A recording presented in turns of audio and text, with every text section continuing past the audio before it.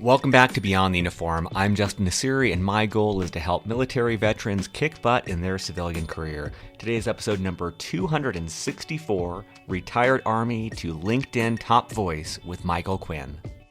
And that's one of the most important things I teach people is that you have to start putting yourself out there. You know, when you build your professional identity, it's not just building a resume on a LinkedIn profile and waiting for people to find you. Mm-hmm.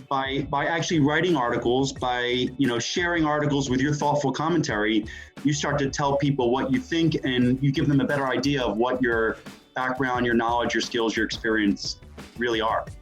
Michael Quinn has been named one of LinkedIn's top voices, and in this interview, he shares easy-to-apply tactics to express yourself on LinkedIn, grow an audience, and build your network. He is also the founder of Hire Military, which allows veterans to get their foot in the door of a company, demonstrate value, test them out for a while, and potentially earn a full-time offer, all while getting paid to do so. It's like a 4-month paid interview. Michael is a wealth of knowledge. I fast-tracked this episode to get it out early and hope to have him back on the show soon.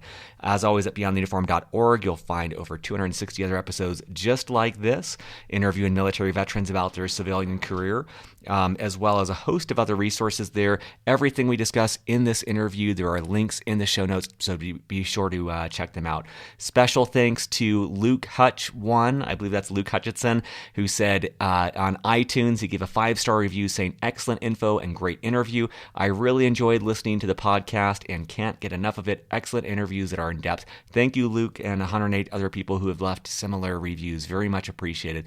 Lastly, if you go to beyondtheuniform.org, on our homepage, there is a link to a 1-question survey. If you take the 60 seconds to complete that survey, I would greatly appreciate it. It is, in essence, asking, where do you need more support?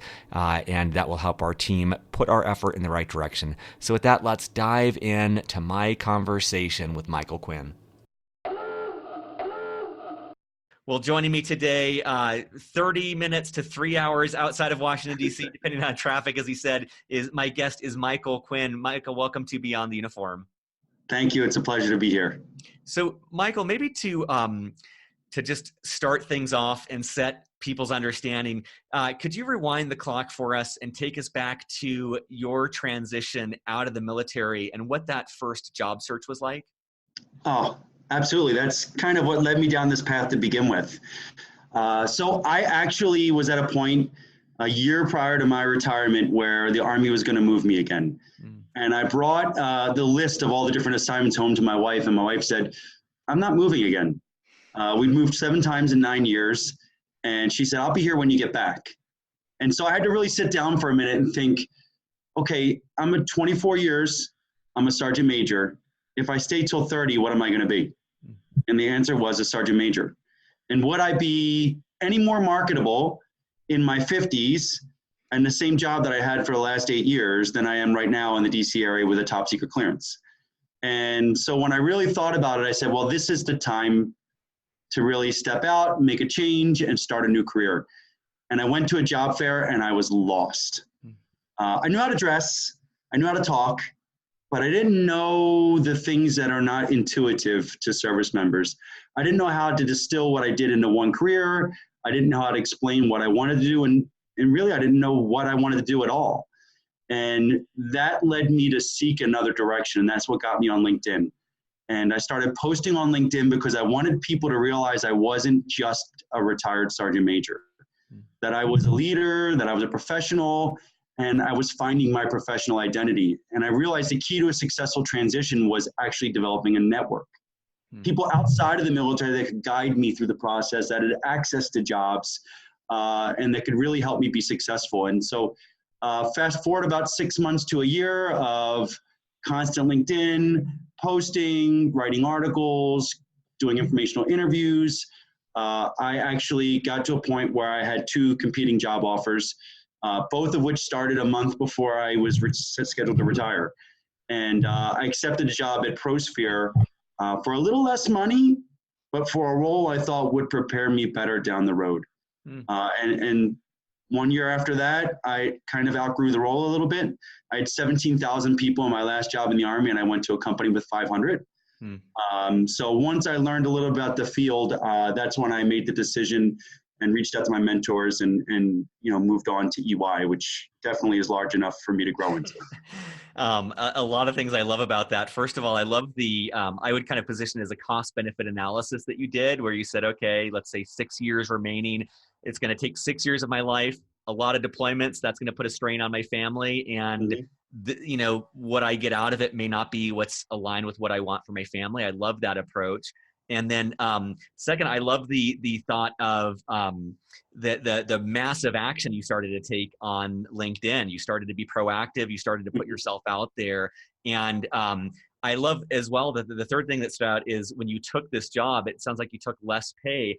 And I think that's I love that. I view that through the lens of you're betting on yourself and you are willing to take a step back. And so many of the guests I've had on my show, their initial job, or maybe their initial 2 jobs, was a step back in pay, seniority, all these other things, but it opened them up to learning or lifestyle or something else that appealed to them that was a bet on themselves and investing in themselves. And I think that's really great. One of the things one of the questions that occurred to me when you were talking is, what was it like, those first LinkedIn posts? Like, what were you talking about? What were those articles about? What did it feel like to kind of be putting yourself out there very publicly? I mean, I distinctly remember the first time one of my articles went viral and got 400 views. Like, it was like this amazing, like I was getting notifications, like people are liking and looking at your article.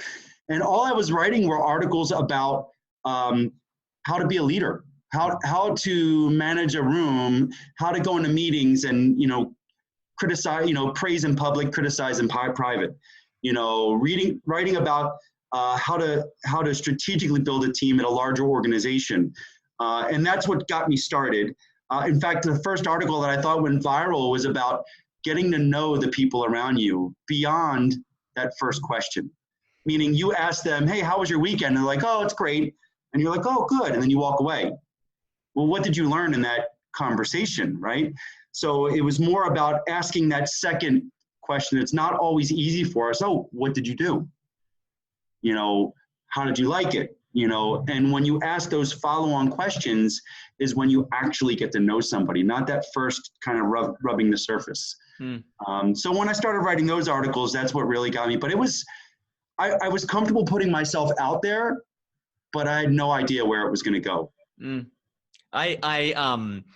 I think that's great. I think one thing I want to point out for listeners, and it just occurred to me as you were speaking on this, is I feel like so often on the show, me and our guests were harping on what listeners don't know. You're in the military. This is what you don't know about your civilian career, or you've been out for a couple of years. This is what you don't know.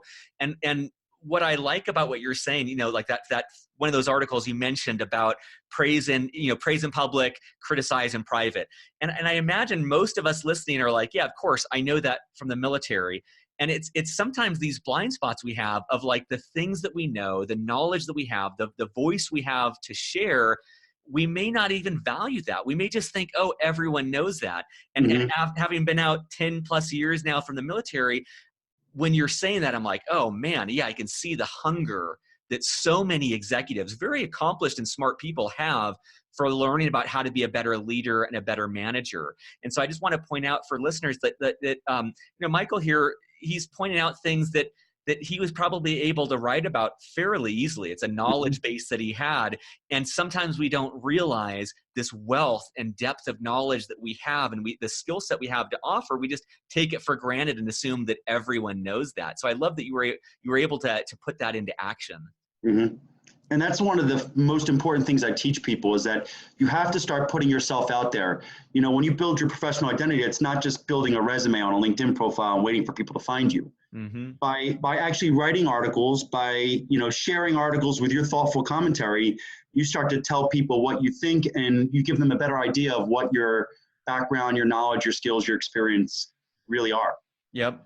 What about, I know this is off-roading a little bit, but sometimes I feel like we live in this Harry Potter age. And by that, I mean, I love those books along with billions of people, but the sense I got was like, it appealed to this sense in all of us where we want to be discovered, where we want to be this person with magical powers, and someone comes in and is like, you're amazing. And so often that's not the case. Like there's so much noise. I want to point out for listeners the fact that Michael is one of the top voices on LinkedIn. That's like the top fraction of a percentage of people. That's very hard to achieve. There's so much noise out there. There's so many people writing articles. There's so many people trying to get attention. We're all shouting into this room. And so I'm just kind of curious, what helped you be discovered? What helped you grow that audience? Was it just persistence? Was there things that you did to try to get and retain that attention? Or what really made the difference for you? I think one, it's the passion, and it's me. So I give people the real me.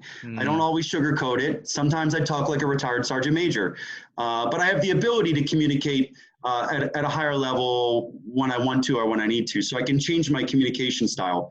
But it's the passion and realizing that I'm having a difference on people's lives that drove me to keep going. And then sharing my personal experience, which is what we do as leaders. You know, we try to groom the next generation to save them from making the same mistakes we did. And so passion, tenacity, just going out there and doing it over and over again and learning from mistakes and learning from huge successes. And then the other part was actually, I think the bigger part was volunteering my time. So going to bases, making time around trips to go speak to service members, military spouses, veterans. And that one-on-one engagement enables people to build a connection. They feel like you have connected, you've invested in them, and it just, you have to take things beyond just a disembodied post on social media to really get out there. They have to feel like they know you. I love that. And the two things that jump out to me is one, how many guests I've had on the show struggle on that. I'd say one of the trends that I see with veterans and myself included is taking a risk, putting yourself out there, being willing to be rejected, being willing to be judged. I think that's it's amazing for a group of people who literally are putting themselves in front of bullets and have incredible courage, and yet speaking, sharing knowledge, speaking with authority, putting oneself out there as an expert can be very intimidating. And the other thing I want to point out is usually people use the iceberg metaphor. As a prior submarine guy, I'll say the submarine, which is, I think it's 10% of the submarine you can see, and there's the 90% that's beneath it. And with Michael's story, he's accomplished a tremendous amount in his civilian career. I love the authenticity of what you're saying, that, when you look at Michael's profile on LinkedIn and you see, man, 2 years in a row, one of the top voices on LinkedIn, but to realize that's the 10% of accomplishment that you're seeing, and the 90% of him going to bases, establishing a one-on-one relationship. And just to confirm, all of this writing, this is on the side, right? This is after your job. This is not what you're getting paid for. And so this is the fringe of Michael's life that he's putting in the hours. He's doing the reps in the gym to build to that point. It's not like it just happened. That tenacity, as you said, is such a great way to position it.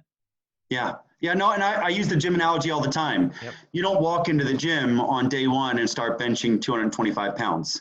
You start off with the bar and then you build your way up. It's the same thing with any kind of social media presence or LinkedIn. When you build a profile, you don't get immediate returns on a professional identity. You have to actually post and realize your first couple of posts aren't going too far because you don't have a large network. You don't have people that share backgrounds and interests or know that you're posting. It's when you engage with people over and over and over again. You post, you engage with them, you engage on their posts, is when you build that network where people are actually taking notice and telling other people, hey, you need to follow this guy. That's great. So there's so many directions to go, but I want to start with higher military. And let's maybe start off, you bump into someone on a base and they're like, hey, you started higher military. What is that? How would you explain that to someone on active duty or another veteran? So, I'll just take it back. What higher military does is it creates opportunity for service members. There's this program called the DoD Skill Bridge program. It was created in 2015 that allows any transitioning service member within 180 days of separation to go work at a company full-time for 4 months. And the company doesn't pay salary, benefits, or health insurance. You still get your full military pay and you're covered by TRICARE and everything else, but you get an opportunity to get your foot in the door, hit the ground running, and demonstrate your value. Now, if you think about that, it's an incredible opportunity for you and for the company. Because one of the things I see all the time is hiring managers are looking for like basically the person that did that job before. Like they list the category, all the things that they had to do, and they want all of that. And you see a veteran that may be incredible talent, but hasn't done everything on that list. And so hiring managers like, no, I don't want to talk to him. And then you say, well, wait a minute. What if you get to test them out for free for 4 months? Mm-hmm. Oh, what do you mean? Well, you get a 4-month interview. They come in, they work for you for 4 months full time, 40 hours a week. And at the end, if you like them, you hire them. If you don't, then they still have 4 months with that company's name on their resume and that job, and they're more marketable. And so this incredible program exists, and nobody was using it. So last year, less than 1,000 people used it for internships across all the services. That's 245,000 service members transition every year, and less than 1,000 used it. And that's because service members don't know about it. And even more importantly, companies either don't know about it or don't know how to navigate the service-specific policies aligned with it. So every service created a different program to utilize it. And so what I saw were that people were competing for fellowships in the corporate fellowship program, and they were not selected because they have a limited number of positions. And they came to me and said, what do I do? And I told them, I said, well, go find your own company. And they said, what do you mean? I said, well, find a company that'll take you for 4 months for free, and I'll help you file the paperwork. And they're like, how do I even do that? And I thought about it. I'm like, okay, they don't know how to explain the Fair Labor Standards Act. They don't know how to tell companies how to set up their HR processes. They don't know how to tell companies that it is not an unpaid internship and that it is completely free and they are covered for insurance. And they don't even know where to call to get into companies.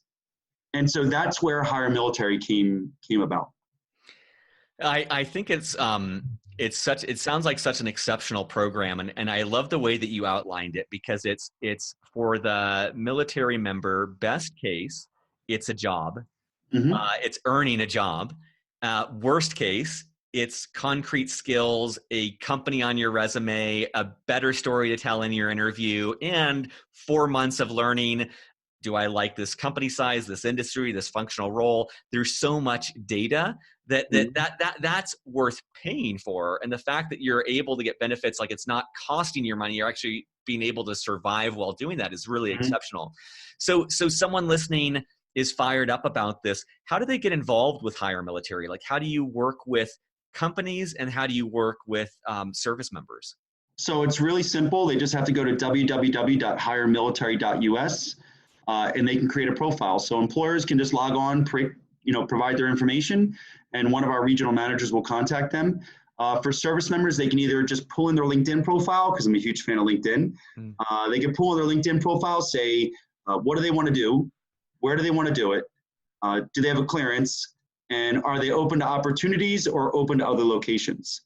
And once they set that profile up, all they have to do is upload a memo from their commander, and they're completely searchable as a fully approved person for all the companies that are our partner companies. And so at that point, the service member or the employers can go looking for opportunities. An employer can list jobs, and if a service member clicks it, we connect them for interviews. And if they both agree, we help process the paperwork. And the service member, and the employer can also go on and search through all of our service member talent and click interested on service members, and then we set them up for an interview. Wow. And we have all the paperwork for all the 4 services. We're still working on the Coast Guard. That's great. I mean, so it sounds like, correct me if I'm wrong, it sounds like what you've built is the technology platform, the interface to make it simple for employers, the interface to make it simple for service members. You've brought a level of expertise of, every group and branch handles this differently. So here's the way to make this compliant.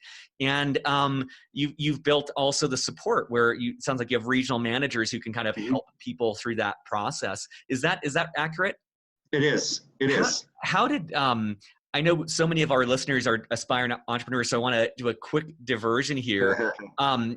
Where was like the moment that you said, hey, I'm going to actually do this? And could you also speak to, you are doing this while having 2 kids, a 4 and a 6-year-old, you've got a full-time job. Could you also speak to what it's like having a business on the side?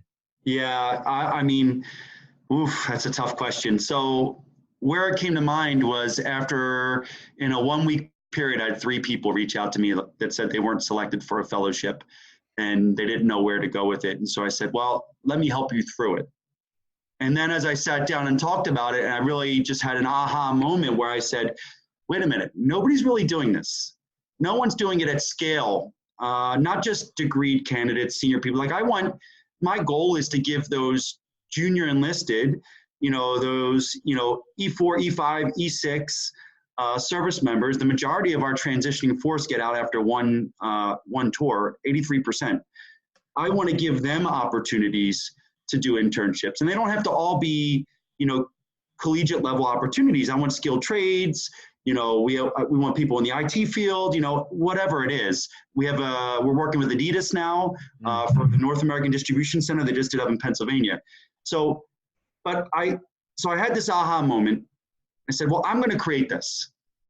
And then I started looking at what it costs to build websites and what it costs to build platforms. And how much it costs to actually start a company. And luckily enough, I had built this huge network of mentors, some of who own their own business. And so I started reaching out to my mentors. So it was lucky I had a huge network at the time. And so I had a mentor walk me through the process of setting up my own LLC at first.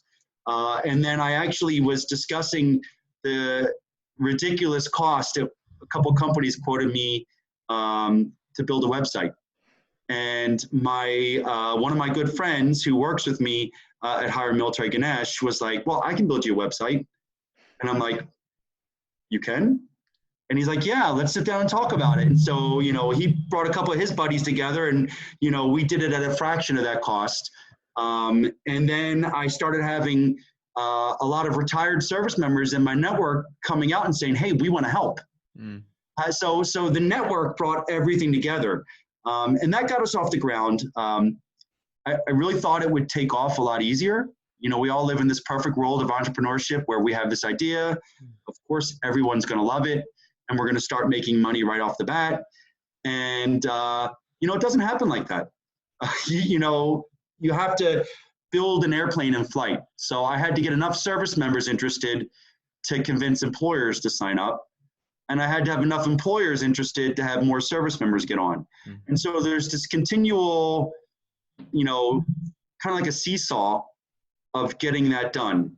And, oh, by the way, I have to do this all while I work a full-time job because you can't live on a retired paycheck in the DC area. It's just too expensive. So that's kind of where we are. I mean, now the exciting thing is I'm expecting next week we're going to go live with our mobile app. Wow.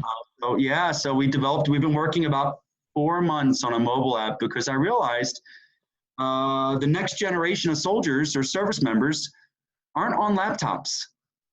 They're all on their mobile devices and everything's done by apps. And I want to appeal to that generation. So we have a fully functional mobile app coming out next week, but I'm learning IT. I'm like the boy that cried wolf. So I hope it comes out. I know you were in the tech industry, so I'm hopeful it'll come out next week. But you never know if we discover something in beta testing that pushes it.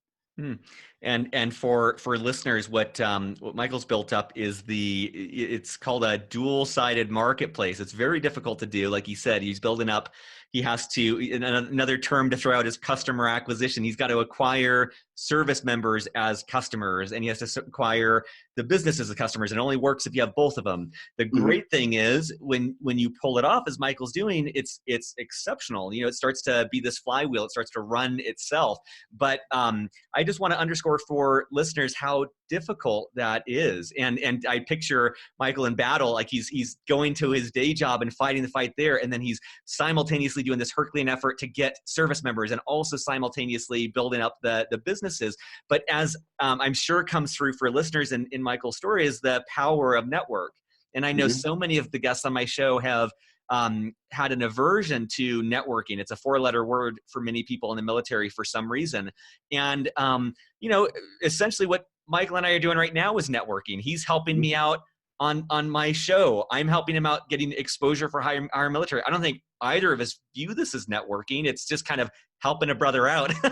But I'm sure that's the backstory for Michael, is that he's helped out so many people, and you hear in his story people who are like, yeah, I can help you with that. Like it's good to be able to give back. It's good to be able to receive that help. And I hope you realize in his story that the difference that having that network has made in his being able to get this thing off the ground. Mm-hmm. How do you, as the company grows, how do you think of making money? Like, where is this something that people in the military are paying for, or companies are paying for, or how do you view that? Yeah. Oh my God. So first of all, never service member pay. Yep. I can't say that enough. So the core of everything I do is that a service member should never pay for transition assistance. Mm-hmm. There are enough nonprofits. There's enough people out there. There is enough support out there in the private sector for veterans that they shouldn't have to pay. So I will never charge a service member. So our model is actually on the employers. So the employers actually get 4 months where they don't pay any salary, any benefits, any personal insurance. So, even if you factor, an hourly job at $18 to $20 an hour, they're still saving close to $10,000, $12,000 per candidate. Wow. And so what we do is we basically charge a flat fee at the end of 1 month. So we want to give them 30 days on the job for the service member to determine if it's the right fit for them, and for the company to determine if, hey, this is somebody that's going to make it for 4 months. And so after they've been on the job 30 days, we just invoice them one time for a small fee, and that covers it. There's no additional hiring cost. I don't want to ever have an impact on a hiring decision. Mm-hmm. And that was something that was very important to me from the beginning. If you tie your programs to somebody having to pay traditional 20-30% salary on a hiring decision, some companies are going to say no.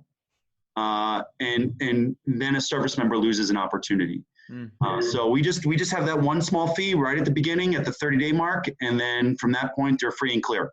I love that, because one of the struggles I have with the traditional recruiting model is the company is incentivized, the recruiter is incentivized to get someone to just accept a job. And of course, I'm sure there's good intentions there, but financially speaking, there's a motivation to get them to sign a job as quickly as possible. And it sounds like you've constructed a model that's completely free for the service member, and you don't have a dog in the fight. Like, you're looking for both the company and the service member to find alignment. So it's not about the job offer or anything like that. It's just creating the connection, creating the opportunity, giving the company, from their perspective, free labor, and giving the service member a paid internship. So it's like a win-win situation for everyone, including you, which is incredible.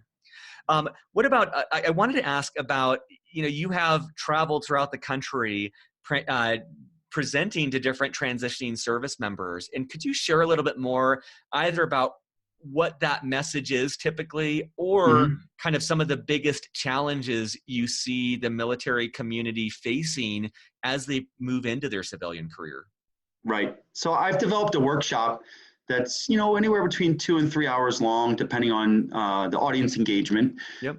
I walk everybody through a process of understanding how companies recruit and hire talent, how that process works for those that apply. For instance, if you apply blindly online to a job without knowing somebody, you've got less than a 4% chance of getting an interview.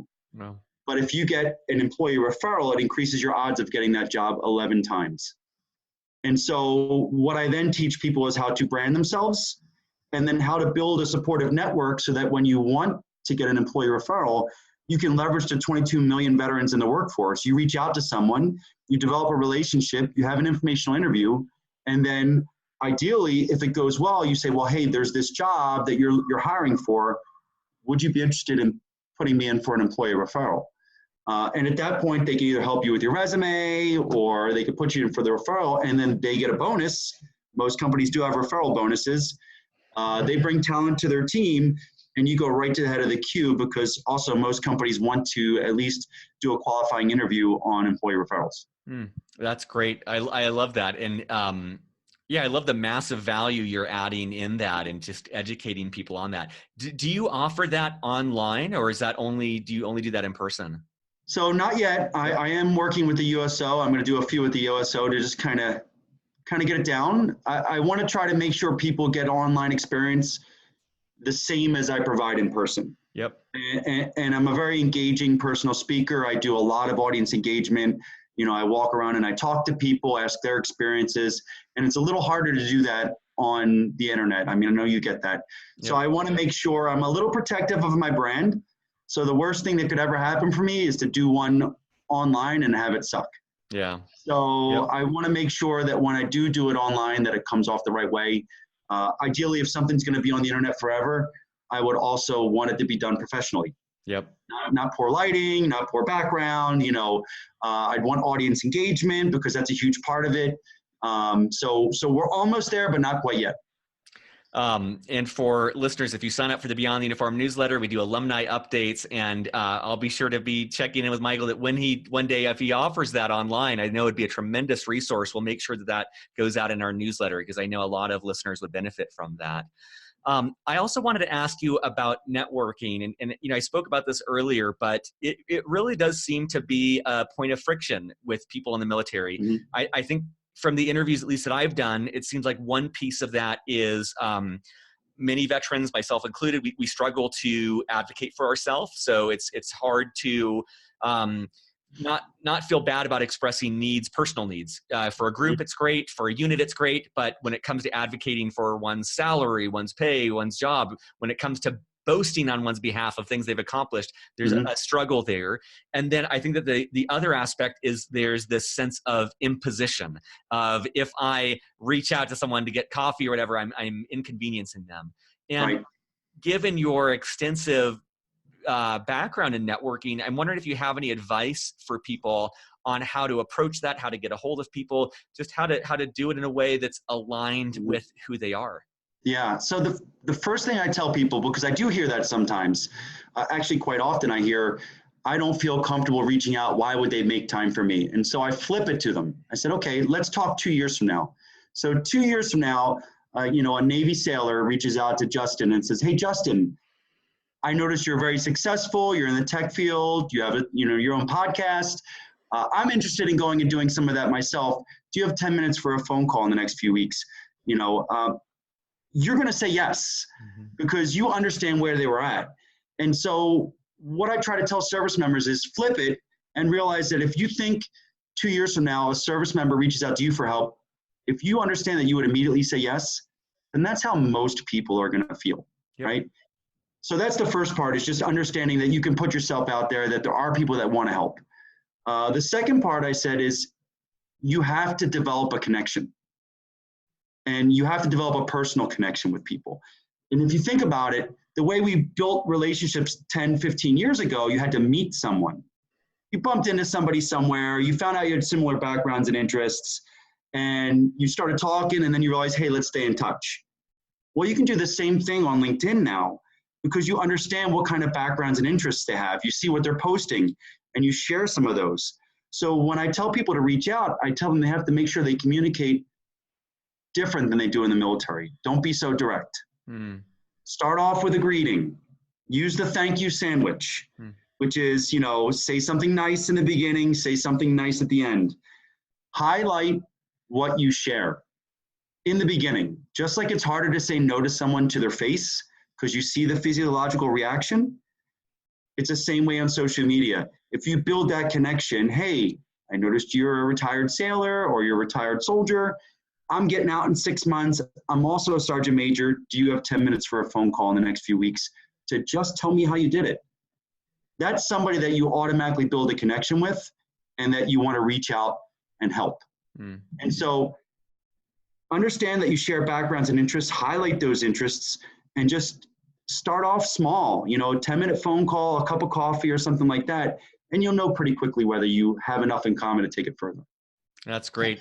It's funny. I think there must be some online or parallels to online dating with all of this. But I like that thought of establishing that rapport and finding the common background. I love that thank you sandwich idea of just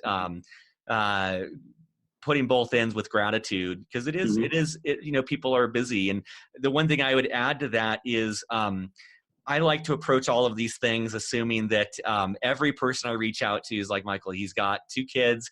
He's got a job. He's running his own company. He's, barely squeezing, he's got a lot of spinning plates. Mm-hmm. And so just to realize that my assumption is always that everyone in the military, every veteran wants to help you.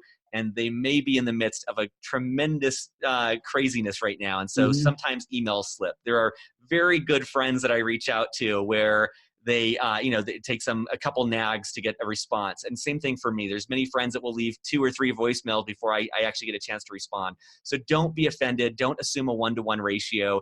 Go into this maybe thinking 20%. 1 out of 5 people you reach out to is going to have the capacity to respond. All 5 of them have the desire to. It's just sometimes people are spread pretty thin. I'm wondering, anything, I know we touched on this, but I see it in my question guide. I want to make sure we hit it. Anything else stand out to you that transitioning members are doing right or doing wrong as they approach their civilian career? I think the biggest thing we do wrong is we wait too late to start.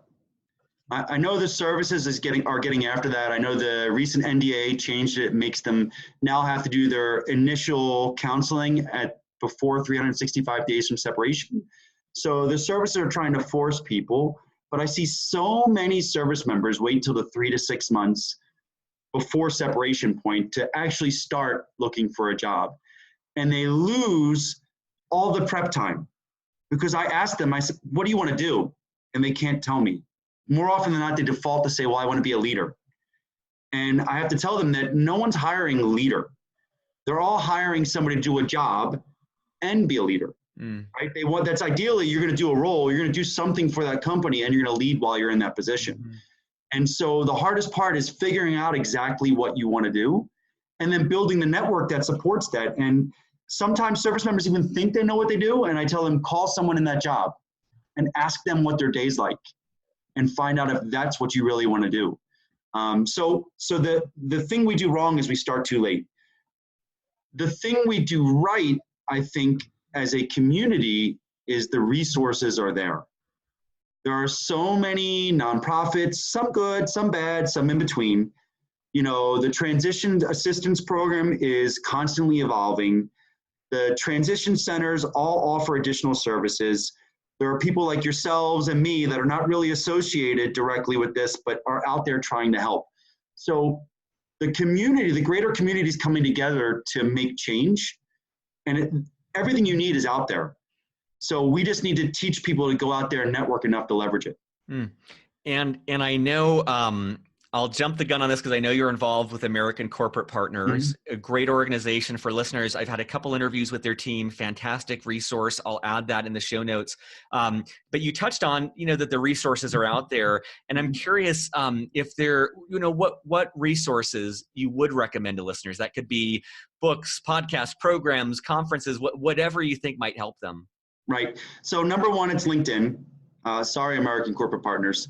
I love you guys, but the number one resource is LinkedIn. I mean, it's just something that wasn't available really 10, 15 years ago. You can develop relationships anywhere in the world. You find people that you share backgrounds and interests with that are also interested in helping you.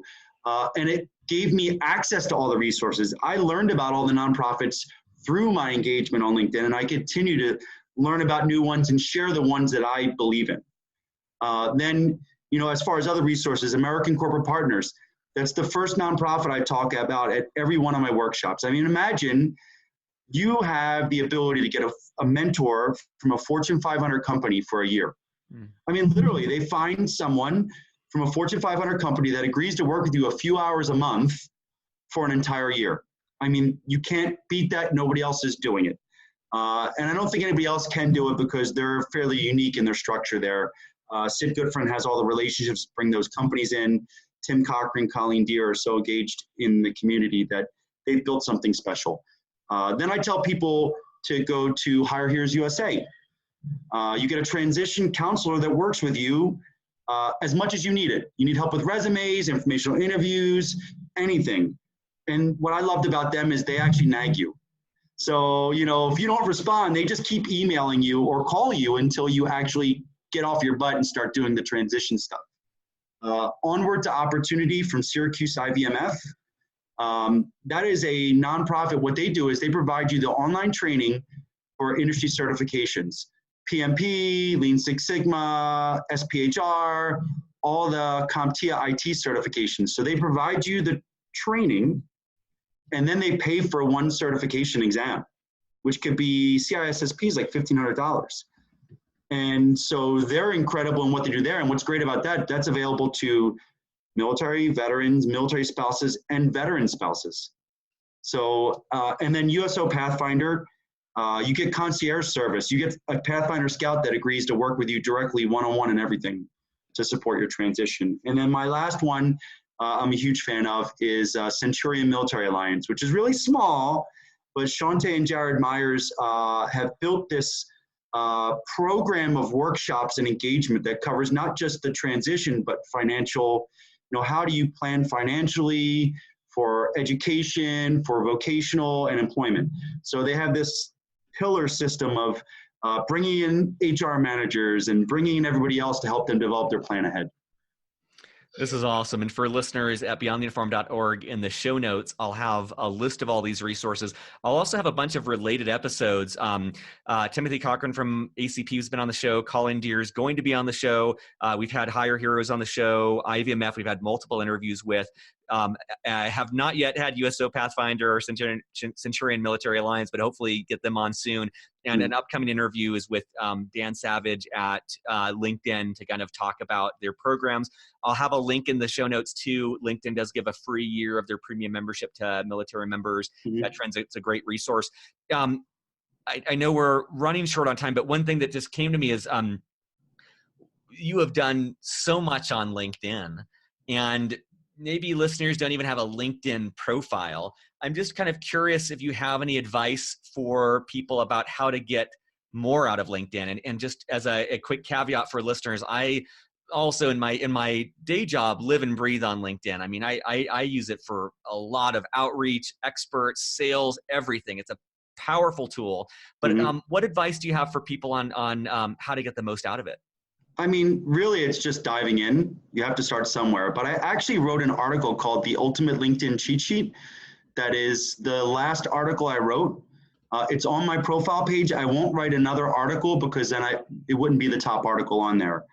So if LinkedIn ever wants to give me the ability to reorder my articles, I will go back to writing articles instead of posts. But that's the first place. I get probably 20 to 50 requests a day to review profiles. And so what I do is I direct people to that article and I tell them to put the work in, really take some time to develop their profile, to build out their network. And once they've done that and they feel like they've followed all the advice, to come back to me and then I'll take a look. That's great. And for listeners, I'll put a link to the Ultimate LinkedIn Cheat Sheet just in case Michael backtracks and posts another article and it's no longer at the top. So, although he has vowed to not do that. I will not. I'm wondering,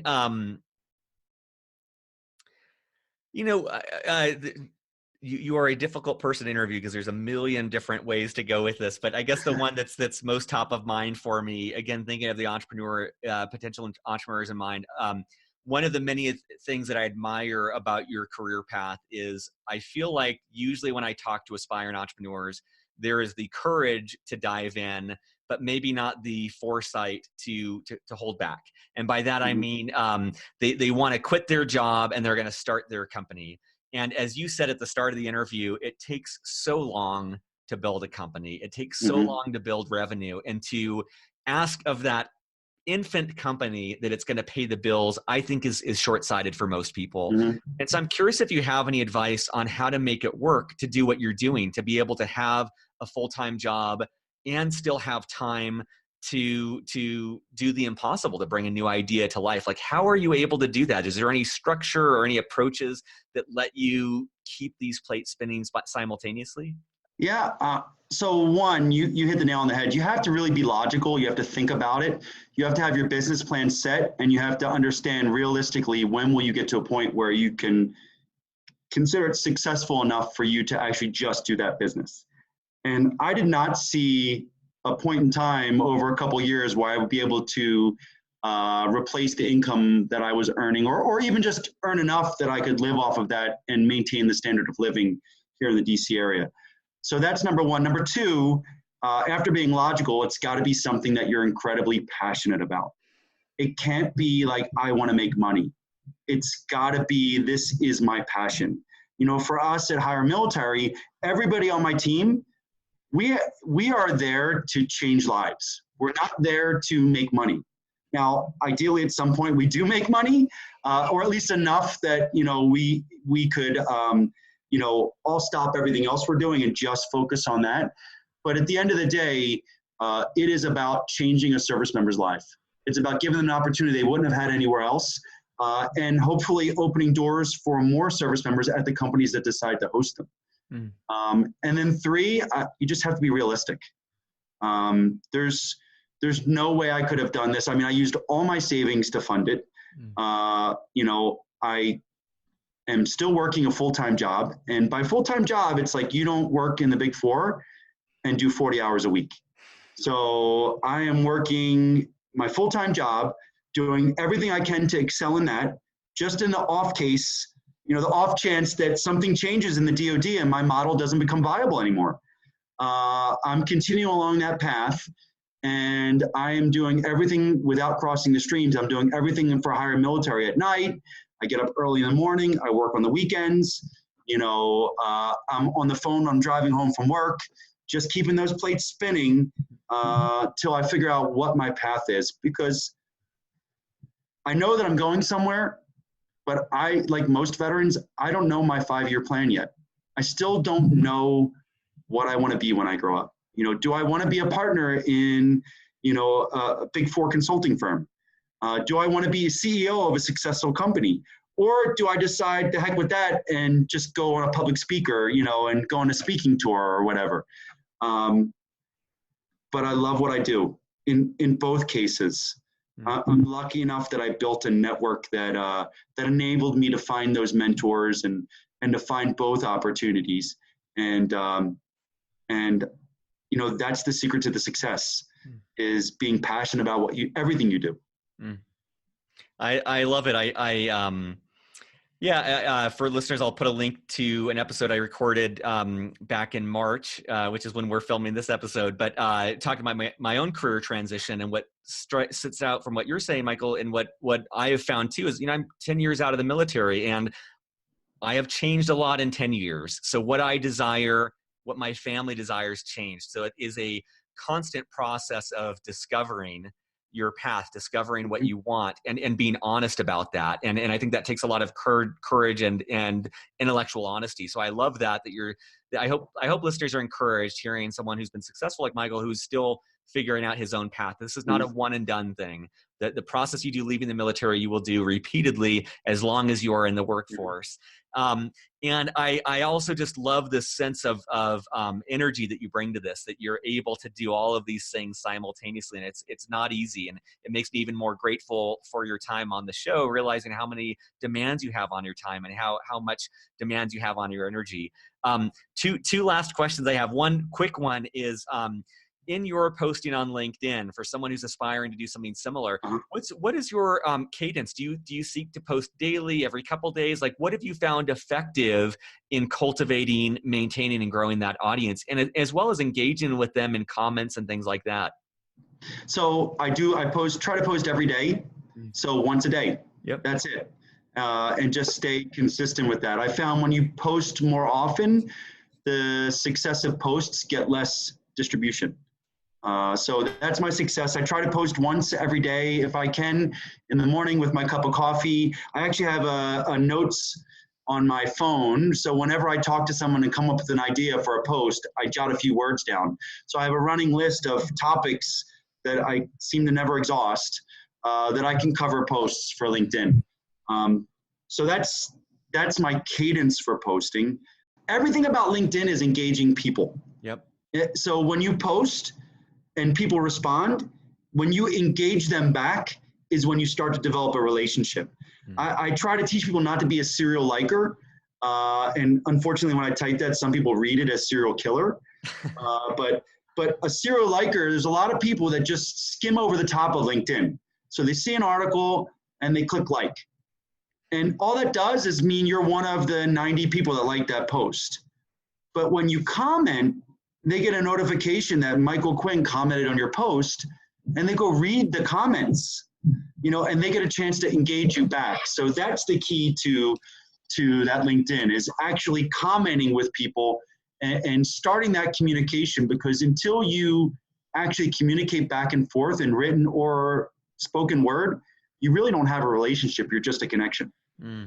That's so great. Yeah, it's so amazing. I never thought about that, but those comments do stand out. Like, all you see with the likes is the number, but you see a comment, you see a name, you see a face, you get an actual dialogue. Well, I know we're over on time here, but I always like to make space at the end. And I do have to say, I've learned a tremendous amount from our conversation. It's been very, very valuable to me, and I know it will be for our listeners as well. But I wanted to make space for the last question to say, what have we not covered that you want to make sure listeners know before we wrap up, or whatever you'd want to leave them with, even if it's reiterating a point you've already made? Yeah. I would say that the transition takes work. It takes a lot of hard work, and no matter how much time you think it will take, double or triple it. And it's so critical you put the work in, because when you get out, where you start, it's a whole new ladder. So if you just take the easy job, or you take the lower job just to get started, you may take years to get back to where you should be. And so it is incredibly important that the listeners realize that you need to get out there and start figuring out what you want to do and building a supportive network early. And I'm talking 1, 2, 3 years early.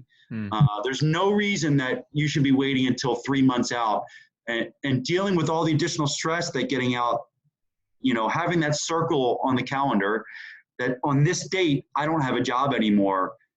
The stress starts getting worse as you get closer and closer and closer.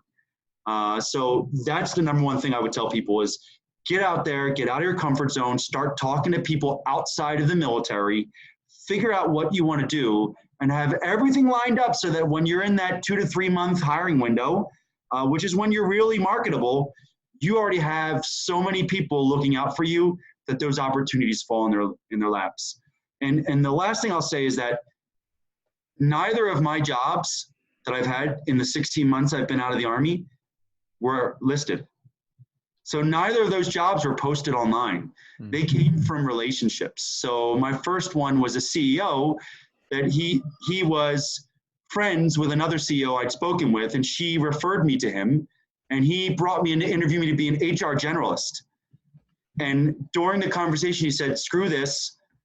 You're too experienced. I need leadership in my firm. I'm creating a director level role for you, and I'll send it to you this weekend. And then the second one with EY was I'd been engaging with partners over time. And so when I decided to make the jump, I had a breakfast with one of my mentors.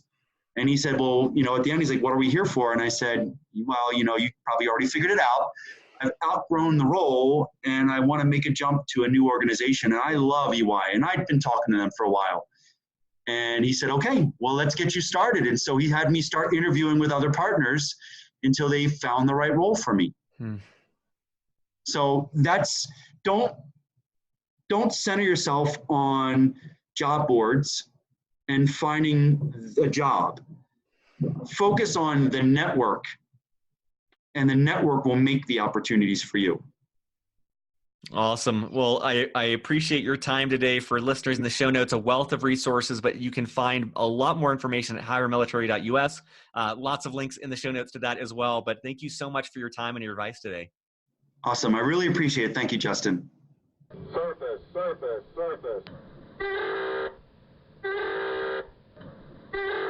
Well, Well, thank you so much for listening and for supporting Beyond the Uniform. Beyond the Uniform is produced and edited by me, Justin Asiri. Our staff is entirely part-time. They do this on nights and weekends out of the goodness of their hearts to give back to the military community. Our director of outreach is Steve Bain, who relentlessly books guests, finds sponsors, puts together our newsletter, and thousands of other critical tasks every single week, all behind the scenes to keep Beyond the Uniform running smoothly. Our editor is Kathleen Dillon, who listens to and transcribes every single episode to help out those who don't have the time to listen to the show. It has a major impact on our site's SEO value, which helps people find us through Google. Our data analytics and insights advisor is Andrew Woolridge, who pores over the data each and every month to help us better understand how to best serve the Beyond the Uniform audience. Our digital production work is done by Michael Cummings, who puts together custom artwork for every episode. If you're enjoying Beyond the Uniform, the best way to help us out is by telling your friends and fellow service members and veterans. iTunes reviews, believe it or not, have a big impact on getting the word out as well. So if you have a chance to leave a positive review, that is greatly appreciated. If you know of a business that would like to get their product or service in front of a military audience, we are always on the lookout for sponsors, which helps us subsidize the cost of putting this show together. And if you haven't yet signed up for our newsletter, you can do so at beyondtheuniform.io. We send out a newsletter twice a month, and it is a treasure trove of helpful information for your civilian career and transition. And be sure to check out our coaching program, where you can be connected with a subsidized, professional, certified executive and career coach to help you in your career decision making. Thank you for listening, and I'll be back next week with more stories from military veterans about their civilian career. Take care.